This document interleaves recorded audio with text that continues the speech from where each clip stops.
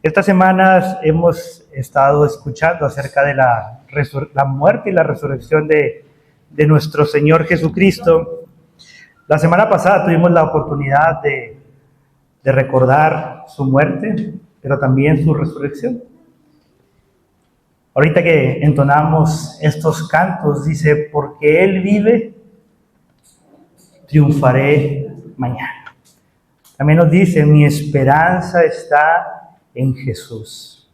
Pero lo interesante de este último canto dice, y tus promesas fueron selladas, ¿cuándo?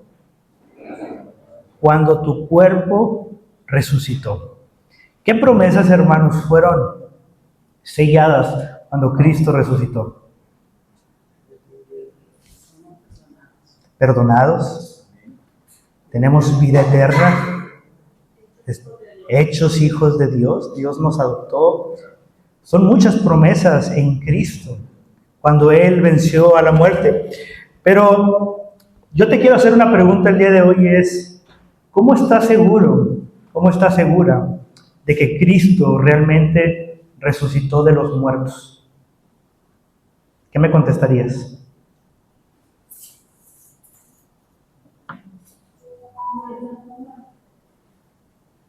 ¿Alguien? ¿Hay testimonios? ¿Está escrito?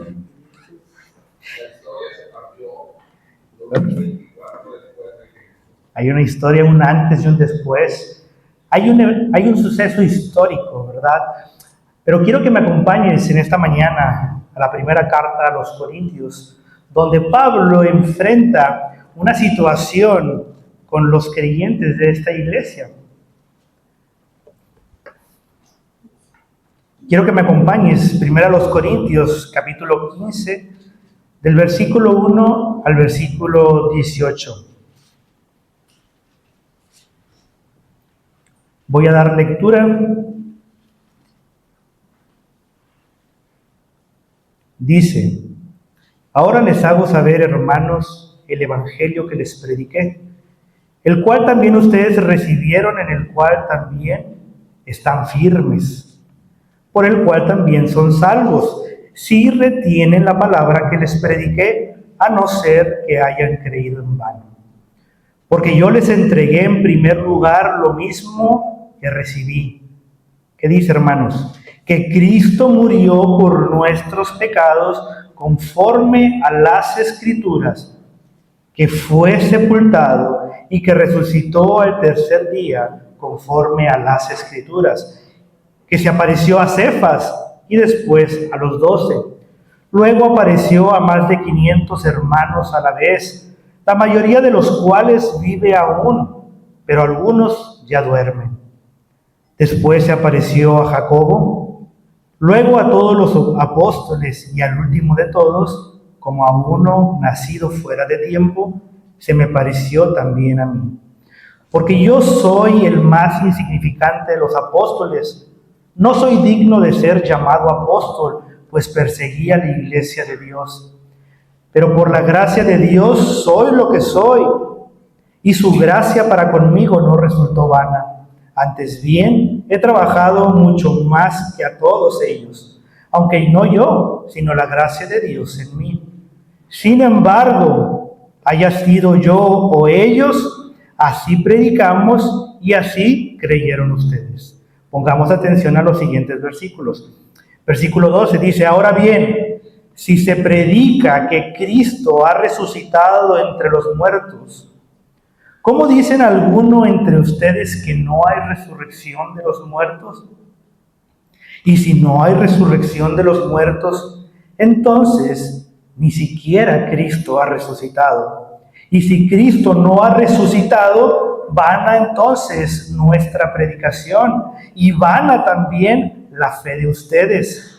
Aún más, somos hallados testigos falsos de Dios, porque hemos testificado contra Dios que Él resucitó a Cristo, a quien no resucitó, si en verdad los muertos no resucitan. Porque si los muertos no resucitan, entonces ni siquiera Cristo ha resucitado. Y si Cristo no ha resucitado, la fe de ustedes es falsa. todavía están en sus pecados. Entonces también los que han dormido en Cristo están perdidos. Si hemos esperado en Cristo para esta vida solamente, somos todos los hombres los más dignos de lástima. Yo recuerdo que hace tiempo leí uno de los libros. Cuando estudias en el seminario tienes la clase de apologética, defensa de la fe, y uno de los libros que nos encargaron leer se llama El caso de Cristo. Es un autor que se llama Lee Strobel. Es algo interesante porque Lee Strobel trabajaba en el periódico, pero era una persona completamente atea. Pero un día, cuando él salió a desayunar con su esposa Leslie, su hija pequeña empieza a atragantarse, a lo que gracias a Dios encuentra una enfermera que los pudo auxiliar. ¿Qué pasa? Cuando sucede esta situación, Leslie, la esposa de Lee Strobel, comienza a cuestionarse qué hubiera pasado si mi hija hubiera muerto. Entabló una amistad con la enfermera que se encontraba en esos momentos y ella le predicó el evangelio a la esposa de Lee Strobel. Ella aceptó a Cristo, comenzó a congregarse, pero esto trajo muchos problemas dentro de su matrimonio, porque resulta que Lee Strobel era ateo. Para él era un conflicto que su esposa pusiera su fe en esa persona, en Cristo, porque para él Cristo era un hombre muerto. Él no negaba que Cristo fue una persona histórica, pero lo que sí negaba es que Él resucitó de los muertos. Él cuestionaba a su esposa y decía, ¿cómo es posible que puedas creer en esos mitos? Uno de sus compañeros de trabajo le dice, ¿quieres demostrarle a tu esposa que su fe es falsa? Pues no batalles, ve y demuestra que Cristo no ha resucitado, porque el mismo apóstol dice que esa es la base de nuestra fe. Si Cristo no resucitó, ¿qué dice? Vana es nuestra fe. A lo que comienza él un caso como investigador. Comienza a buscar argumentación sobre la resurrección de Cristo y no les quiero contar ya más la historia. Pero al final de todo, Lee Strobel queda convencido por esa evidencia de que realmente Cristo ha resucitado de los muertos. Y el día de hoy quiero hacerles una pregunta, y es el hecho de que si es importante la resurrección de Cristo para los creyentes, hermanos. Es la razón por la que muchos estamos aquí el día de hoy. Pero si me acompañas al primer versículo, quiero comentarte cuál era la situación que estaba pasando en la iglesia de Corinto. Pablo, al escribir esta palabra, lo primero que dice, os declaro.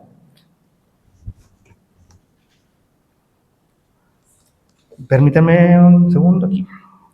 Lo primero que dice, les hago saber, hermanos, el evangelio que les prediqué, el cual también ustedes recibieron, en el cual también ustedes están firmes. Pablo en la Reina Valera dice, os declaro, ¿verdad? Pero esa palabra se usa como un recordatorio porque quiere volver a dejarles en claro lo que ellos mismos, como dice la palabra, recibieron, aquello que retuvieron. Pero él sabía que había ciertas confusiones en la iglesia de Corinto porque los hermanos habían distorsionado que si esa distorsión que ellos tenían acerca de la resurrección de los muertos, si ese pensamiento que ellos tenían llegase a infectar a toda la iglesia, pues es algo grave, me explico. Entonces Pablo cita unas palabras que hoy en día es conocido como el primer credo apostólico. Dice, porque yo les entregué en primer lugar lo mismo que recibí, que Cristo murió por nuestros pecados conforme a las Escrituras, que fue sepultado y que resucitó al tercer día conforme a las Escrituras. Y hermanos, el credo es una forma sencilla pero profunda de decir, esto es lo que creemos. Esto es lo que no vamos a cambiar. Pablo les recuerda, os declara, dice, les recuerdo que yo les estoy transmitiendo lo mismo que a mí me transmitieron, que Cristo murió, que Cristo también resucitó conforme a las Escrituras. Y lo primero que vemos en el pasaje es que Pablo se cuestiona el por qué si se predica, si esto es lo que creemos, si esto es lo que les he transmitido, ¿por qué en la iglesia hay hermanos que dicen que no hay resurrección de los muertos? Porque si los hermanos comienzan a afirmar tales cosas, por consecuencia, afirman que Cristo tampoco resucitó. Entonces, la enseñanza que les fue transmitida a ellos, simplemente la están distorsionando. Entonces, hay que entender que algunos hermanos de Corinto tenían cierta dificultad para aceptar y entender la resurrección de los creyentes. Y esta confusión era parte del resultado de sus experiencias que habían tenido anteriormente con filosofías o con religiones paganas. Para poder comprender un poco mejor el pensamiento griego de la iglesia de Corinto, quiero que me acompañes al libro de Hechos 17.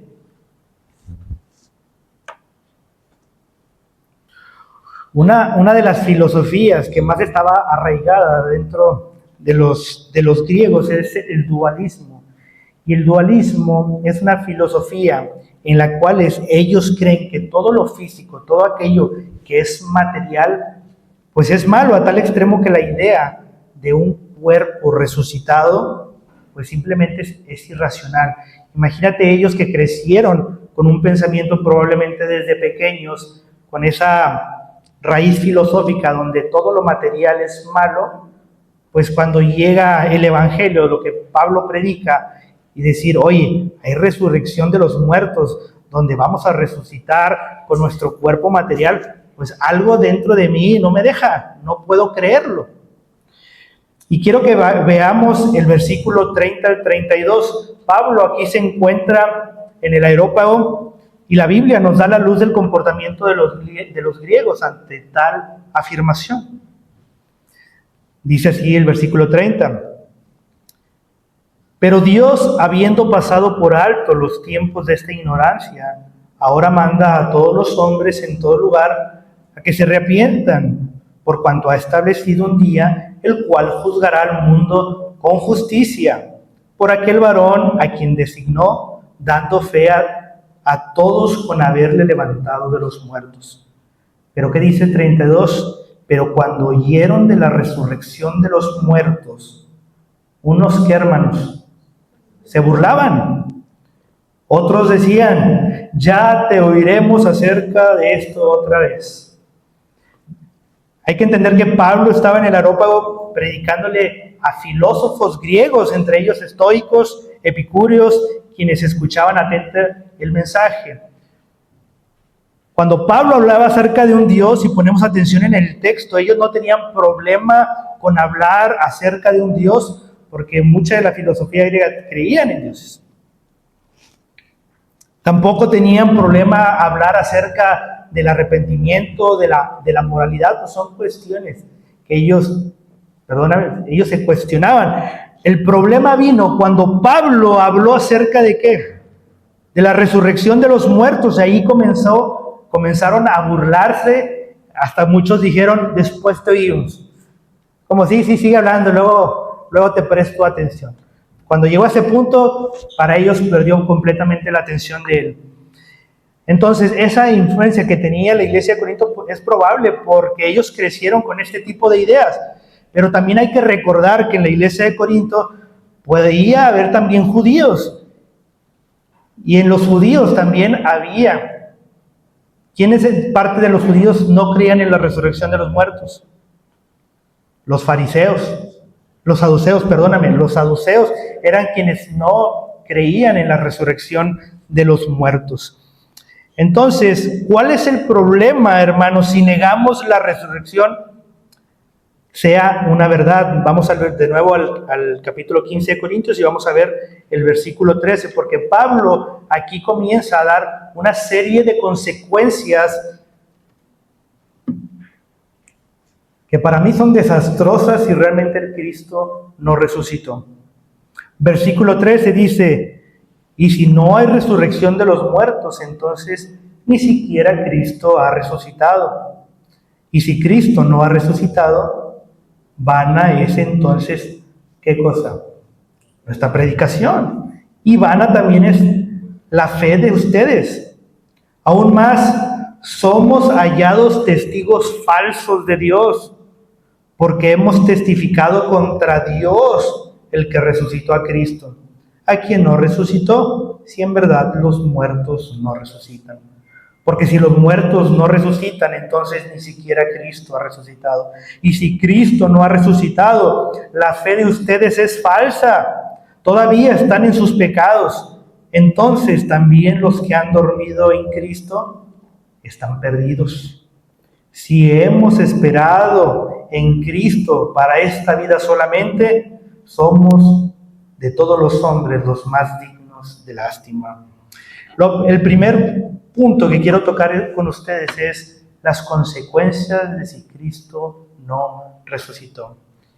Y si ustedes ven aquí en el texto, Pablo comienza a dar una serie de consecuencias que para mí cada vez se empieza a poner pues más grave. Porque lo primero que nos dice es que la predicación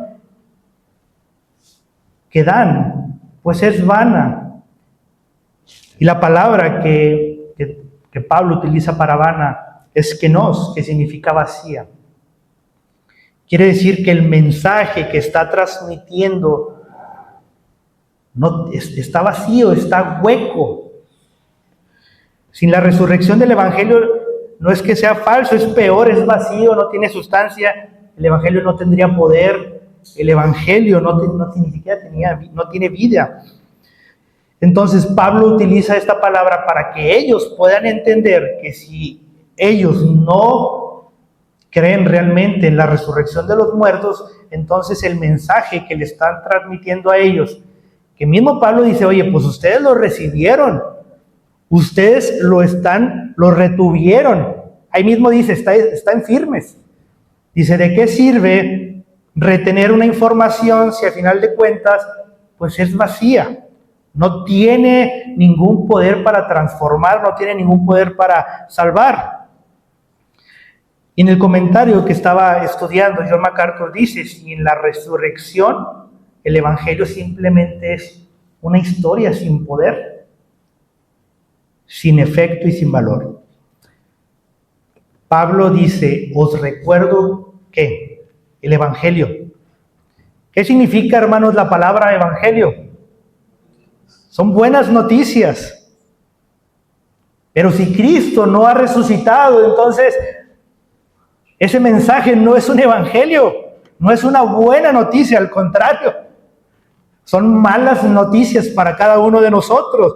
Por eso les recuerda, si Cristo no resucitó de los muertos, la predicación que les estoy dando, pues es vana, no tiene sentido. Incluso dice, su fe en Cristo también es vana. Cuando abrimos la Escritura, hermanos, y comenzamos a leer cómo se nos presenta a Cristo en el Nuevo Testamento,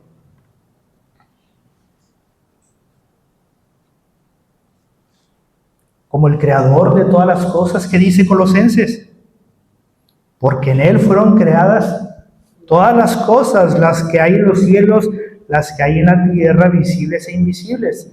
Todo fue creado por medio de Él y para Él. Se nos presenta a Cristo en las Escrituras como el Creador.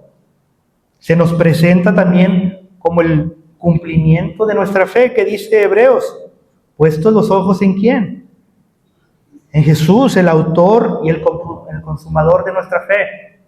¿De qué otra manera se nos presenta? Como nuestra esperanza, ahorita lo cantamos, nuestra esperanza está en Jesús. Como la luz del mundo, como Cristo, nuestra justicia, en quien tenemos nuestra justificación, se nos presenta como nuestro Salvador y como la vida eterna. Así es como la Biblia presenta a Cristo. Pero hermanos, si Cristo realmente no resucitó de los muertos, Entonces, toda esta confianza que tienes en Él, toda esta fe que tienes en su persona, está completamente vacía. Porque Él no sería realmente el creador del universo. ¿Cómo el creador del universo puede estar muerto? Nuestra fe sería simplemente, ¿qué, hermanos? ¿Una ilusión? ¿Nuestra esperanza sería vana? No hay esperanza. Si Cristo no resucitó, no estamos confiando en el Hijo de Dios, estamos confiando en un hombre muerto, hermanos. Que no negamos que existió, pero creemos que esa tumba aún sigue cerrada. Lo más trágico para mí, cuando recordé, es que Cristo no sería ni el camino, ni la verdad, ni la vida como se nos presenta en esto. Pero Pablo sigue llevando los argumentos aún más lejos.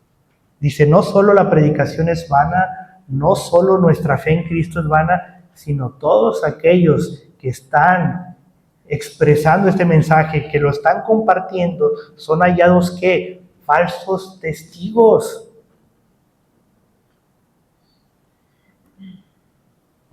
Aquellos, Pablo, no solo él, sino todos los apóstoles, todos aquellos que compartieron, todos los evangelistas, todos aquellos discípulos que dijeron ser testigos oculares, todo es falso, son mentirosos. Los autores de los evangelios, los autores de las cartas, nos están mintiendo, hermanos. Yo digo, hasta el mismo Pablo, entonces, que es judío, está fallando a uno de los 10 mandamientos, que es: no hablarás falso testimonio contra tu prójimo, llevando a miles y miles de fieles a un camino completamente de tinieblas, a un lugar el cual están perdidos y alejados de Dios, ¿no? Y lo peor de todo es haber pecado directamente contra Dios.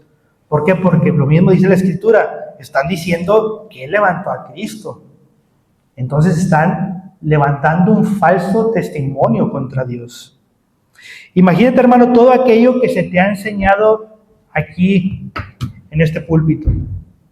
¿Cuántos años llevamos aquí, hermano? Imagínate 35 años creyendo en mentiras, que todo lo que has estudiado, domingo tras domingo, recibiendo un falso testimonio, ha sido pura información vacía, la cual has aceptado por años. Todo aquello que dices que Dios te ha hablado ha sido simplemente producto de tu imaginación. Cada canto entonado domingo tras domingo, déjame decirte que ha sido fuego extraño para Dios. Porque si Cristo no resucitó de los muertos, estamos adorando a otra persona, a una persona muerta. Pero la consecuencia más grave para mí es que estamos aún, dice Pablo, aún estáis ¿en qué? En vuestros pecados. Cuando recordamos el momento clave en la vida de Jesús antes de ser entregado, estaba reunido con sus discípulos celebrando, ¿qué, hermanos? La Pascua. Era una cena significativa para el pueblo de Israel porque hacían un recordatorio de ¿qué? De cómo Dios los libró de Egipto, recordando que Dios los había librado también por medio de la sangre de un cordero. ¿Recuerdan? Cuando les pide que para que la muerte pasara sobre ellos. En ese contexto Jesús toma el pan, la copa, y dice: este es mi sangre del nuevo pacto que por muchos es derramada para remisión de los pecados. Entonces Jesús aquí está haciendo algo interesante. ¿Por qué? Porque está diciendo que así como en el pasado la sangre de un cordero trajo la liberación de todo el pueblo, dice: ahora mi sangre será derramada no por liberación temporal, sino para algo mucho mayor, que es el perdón de los pecados. Y volvemos a la misma cuestión. Si Cristo no resucitó de los muertos, Jesús le estaba prometiendo algo glorioso a los discípulos. Les estaba diciendo: mi sangre será suficiente pues para perdonar todos los pecados de ustedes. Si Cristo no resucitó, entonces esa promesa, hermanos, no se cumplió. Su sangre no aseguró el perdón de nosotros. Entonces también el nuevo pacto que Él hizo tampoco no tiene validez. Y ahí es donde Pablo dice: y seguimos en nuestros pecados. No hay justificación, seguimos siendo pecadores delante de Dios, separados de Él. Todo lo que Cristo dijo en esa mesa quedaría sin cumplimiento. Si Cristo no resucitó, entonces esa copa no representa realmente una victoria para cada uno de los creyentes, representa una promesa que nunca se cumplió. Y Pablo cierra con lo último, dice: todos los que han muerto perecieron. Aquellos que murieron a sí mismos y dedicaron a predicar este mensaje, aquellos que fueron perseguidos por autoridades, que fueron encarcelados, que fueron martirizados, aquellos que recorrieron kilómetros, y no en avión, en que ellos, pues caminando, ¿no? Recorrían kilómetros y kilómetros, pues todo fue en vano. No hay resurrección de los muertos, no hay vida después de la muerte. La vida comienza entonces a perder un sentido. Entonces, hermano, ¿qué pasa si en tu vida hoy te enteras de que no hay resurrección de los muertos? ¿Qué me contestarías?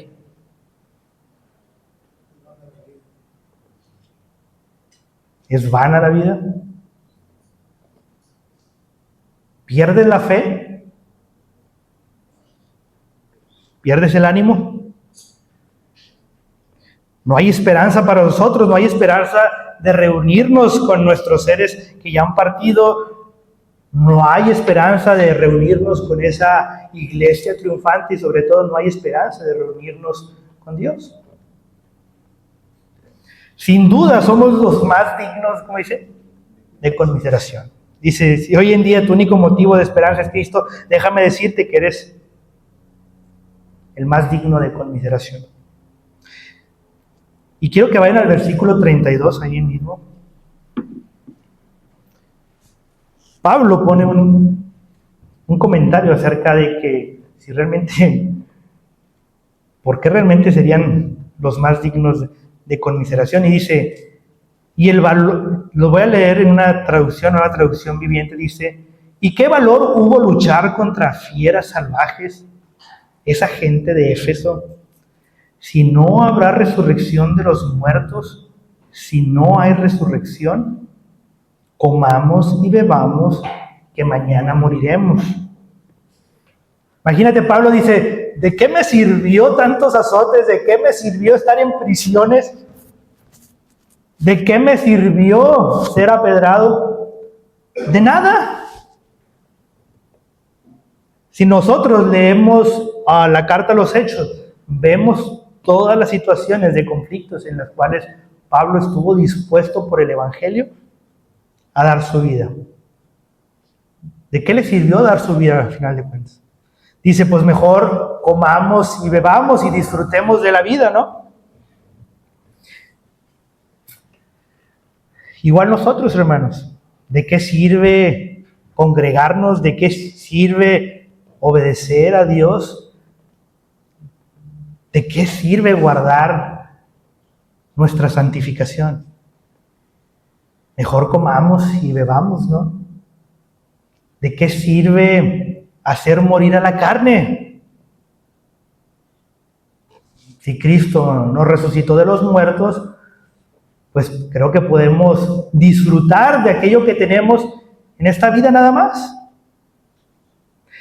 Hay un influencer en internet, aquel que le cambió la forma de jugar al Chicharito. Y él tiene un curso que dice: te vas a morir. Y el principal motivo de él es: después de la vida no hay nada. Tienes que desarrollarte y crecer aquí, porque un día te vas a morir. No te condiciones a nada. Esa es la filosofía que tiene él. Por eso es que Pablo es importante recordarle a los corintios que si ellos niegan la resurrección, entonces, pues beban. ¿Para qué retienen lo que se les predica? ¿Para qué dicen estar firmes? ¿Para qué obedecen todas esas enseñanzas? Pero les tengo una buena noticia, hermanos. Cristo ha resucitado. Y para comenzar su enseñanza a los corintios sobre la resurrección, Pablo es interesante porque no los deja simplemente a la deriva, sino les da algunas herramientas para que ellos puedan confiar en que Cristo realmente resucitó de los muertos. Quiero que me acompañes al versículo 3.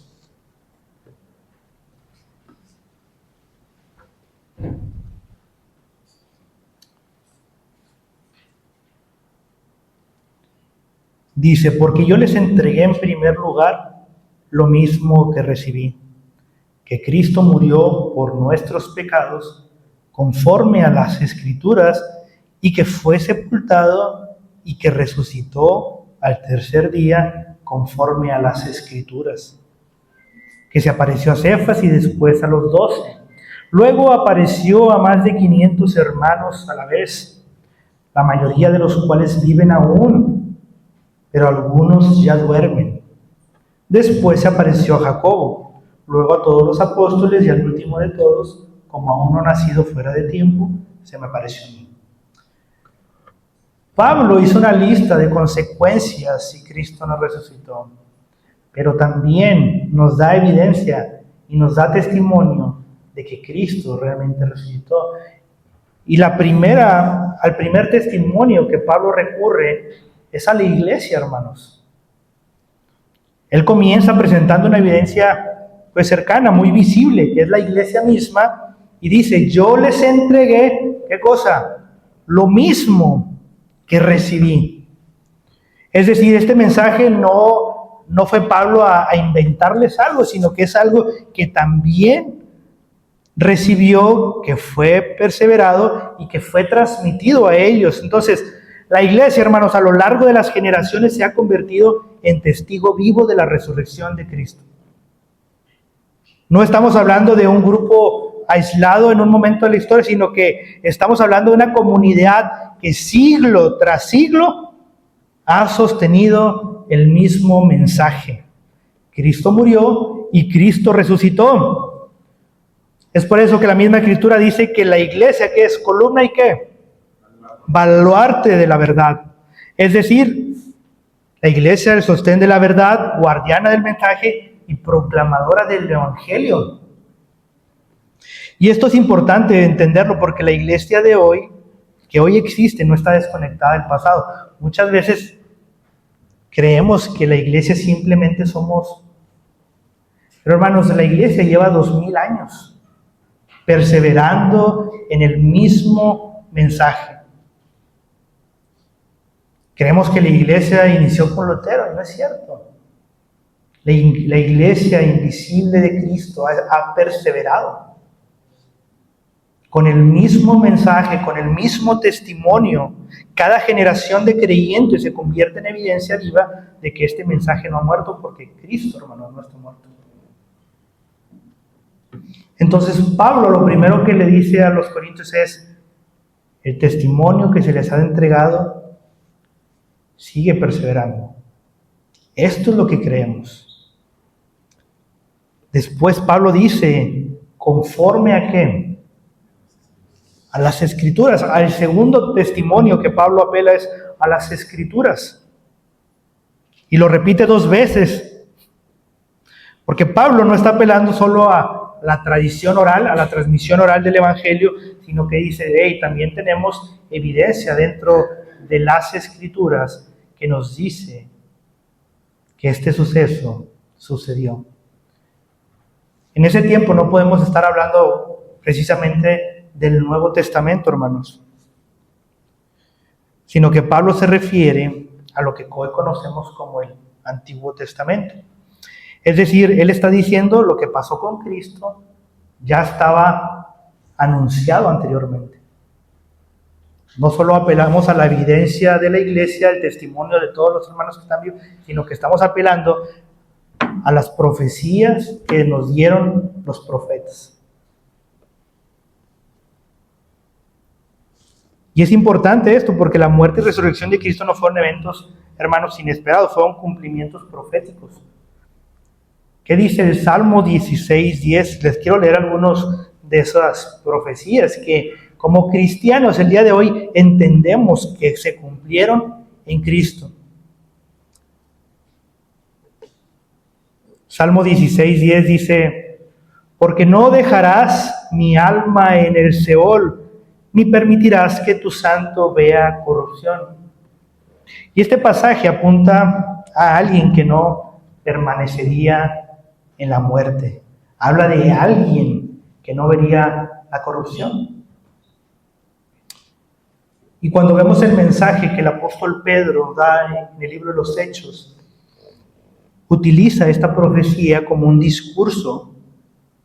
Y Pedro explica que David, al decir estas palabras, no hablaba de sí mismo, porque dice que su cuerpo sí vio corrupción, sino que estaba hablando proféticamente de Jesús, a quien Dios resucitó. Entonces, Pedro, inspirado por el Espíritu Santo, toma la profecía del Antiguo Testamento que habla de alguien que su alma no será dejada en el Seol, ni que verá corrupción. Y la forma en la que lo interpreta a la luz de Cristo es que apuntaba a Él. También Isaías 53, hermanos, donde se nos había hablado de un siervo sufriente, dice el versículo 10, cuando haya puesto su vida en expiación por el pecado, verá linaje, vivirá por largos días. ¿Cómo puede alguien morir por el pecado y luego morir, hermanos? A la luz del Nuevo Testamento, a la luz de Cristo, este pasaje también es interpretado como haciendo alusión a la resurrección de nuestro Señor Jesucristo.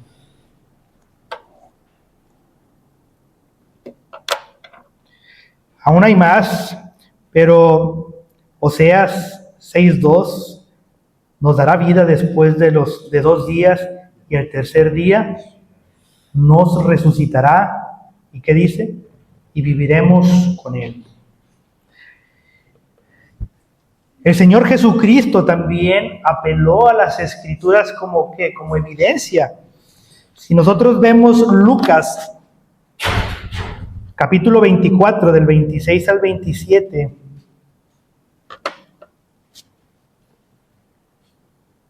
Jesucristo nos dice, ¿no era necesario que el Cristo padeciera estas cosas y entrara en su gloria?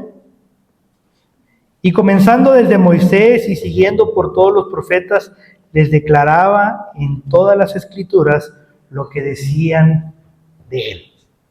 El mismo Señor Jesucristo dice, las Escrituras dan testimonio de este suceso. ¿De cuál? De que yo padeciera y que entrara en gloria. Entonces ahora nosotros, hoy tenemos aún más claridad, hermanos, porque no solo tenemos el Antiguo Testamento, sino también los escritos del Nuevo Testamento, y esto es importante. Algunas de las primeras cartas que escribieron acerca del testimonio de Cristo, pues es Corinto, es Gálatas, Tesalonicenses. Y al pasar los años, tenemos tanta evidencia de la resurrección de Cristo. Yo me sorprendí porque cuando empiezas a estudiar en el seminario, pues ves autores recientes nada más. Pero luego me dicen, oye, este autor es del año 110. Yo, ¿cómo? No, este autor es del año 200. Y ves que a lo largo de 2000 años hay tanta evidencia de los creyentes, de los cristianos en su día a día, en su caminar, donde han perseverado en el mismo mensaje. Entonces el mensaje de la resurrección no apareció siglos después, hermanos, sino que fue proclamado y registrado desde los primeros años de la iglesia. Y el tercer punto que Pablo da ahí, ahora sí, es el testimonio de los testigos oculares. Ahora Pablo llega a esa tercera evidencia, y quizá la más contundente, que son los hermanos que vieron a Cristo resucitado. Entonces, un testigo ocular, hermanos, es alguien que vio con sus propios ojos este hecho, que no está repitiendo lo que escuchó, que no está transmitiendo una idea, sino que dando testimonio de lo que él pudo observar. Porque la evidencia ocular que nos presenta no es simplemente los apóstoles. Dice, se le presentó a más de 500. Dice, se apareció a quien, a Cefas primero, a Pedro. Dice, después a los 12. Luego a más de 500 hermanos a la vez. Me da risa porque Pablo dice, de los cuales todavía algunos de ellos viven. Es como decir, pues venle a preguntar para que veas. Si no me crees, allá están ellos, que realmente lo vieron. Ahorita pues ya no podemos ir a preguntarle, ¿verdad? Porque ya llevan como 2000 años. Pero Pablo les dice, de los cuales todavía algunos viven. A mí me encantó esa palabra porque es, si no me crees, ve y pregúntale tú, ¿no? Dice después a Jacobo, que es el hermano de Jesús, luego a todos los apóstoles, y Pablo añade algo importante, que la mayoría aún viven, ¿verdad? Yo creo que ahí Pablo dice, no tienes que creer realmente simplemente en lo que yo te digo. Yo sé que yo te transmití este mensaje, yo sé que a lo mejor tú lo estás recibiendo, pero este mensaje no lo estoy inventando yo. Hay evidencia de más de 500 personas que lo vieron, que convivieron con él. También los evangelios, Pablo no las menciona, pero el evangelio, el evangelio nos cuenta que quiénes fueron las primeras en observar a Cristo resucitado. Las mujeres. Ellas fueron las primeras en llegar ahí al sepulcro vacío. Ellas fueron las primeras en recibir el anuncio y las primeras al ver al Señor resucitado. Entonces, hermanos, la resurrección de nuestro Señor Jesucristo no descansa solo en el testimonio de una persona, sino en el testimonio de muchos que lo vieron, lo escucharon, y sus vidas, sobre todo a mí lo que más me llama la atención es que fueron transformadas. Pensemos con seriedad. ¿Tiene sentido lo que hicieron los discípulos? ¿Realmente tú crees que alguien, teniendo una información, imaginemos que los apóstoles saben que realmente Cristo no resucitó, ¿realmente harían lo que hicieron?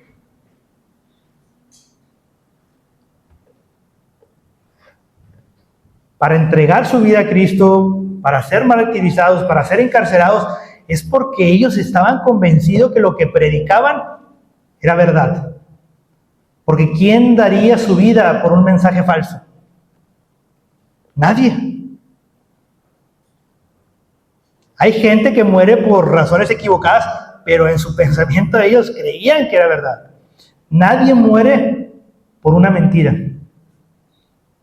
Hermanos, más de 500 testigos oculares convencidos de que Cristo resucitó, de que le vieron. Si realmente yo no lo hubiera visto, yo sería el primero en decir, todo lo que están predicando ellos es falso. Yo no lo vi, me están diciendo, no, yo no lo vi. Me la contaron, pero yo no estuve ahí. Pero qué interesante que todas aquellas personas, sus discípulos que caminaron con él, se convencieron de que realmente... ¿Por qué? Porque da testimonio de que Cristo estuvo con ellos después de su resurrección. ¿Por qué predicarían algo que sabían que era mentira? Yo no lo creo. Hermanos, como conclusión, y si Cristo sí resucitó, entonces sí hay esperanza. La verdadera pregunta es, ¿qué pasa si Cristo resucitó? Pues la respuesta cambia todo. Si Cristo resucitó, entonces este mensaje es digno de ser escuchado por todos. Es algo que no podemos callarlos. Si Cristo resucitó, entonces nuestra fe es una fe preciosa. No es vana. Si Cristo resucitó, entonces Él nos ha reconciliado con Dios. Él pagó nuestros pecados, hemos sido justificados, fuimos adoptados. Si Cristo resucitó, entonces hay esperanza para todos aquellos que han muerto en Él.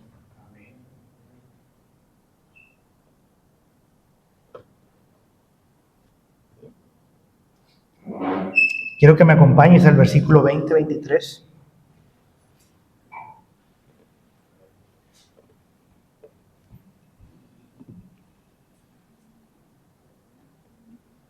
Dice, mas Cristo ha resucitado de los muertos, primicias de los que durmieron es hecho. Porque por cuanto la muerte entró por un hombre, también por un hombre la resurrección de los muertos.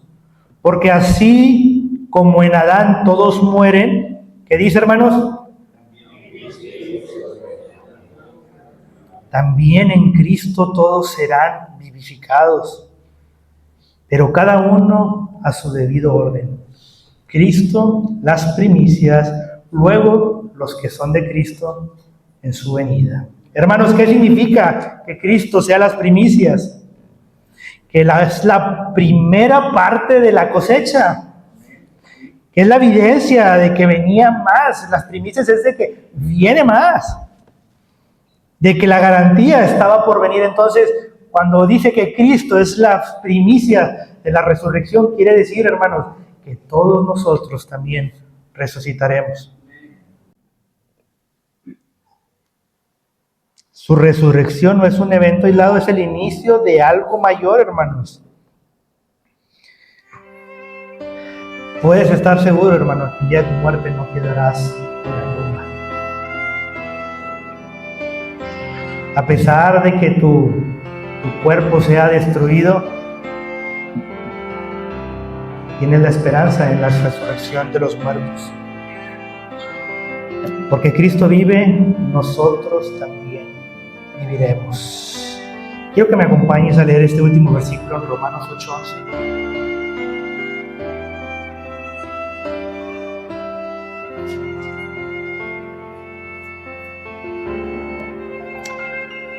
Dice, y si el espíritu de aquel que levantó de los muertos a Jesús mora en vosotros, el que levantó de los muertos a Cristo Jesús vivificará también vuestros cuerpos mortales por su espíritu que mora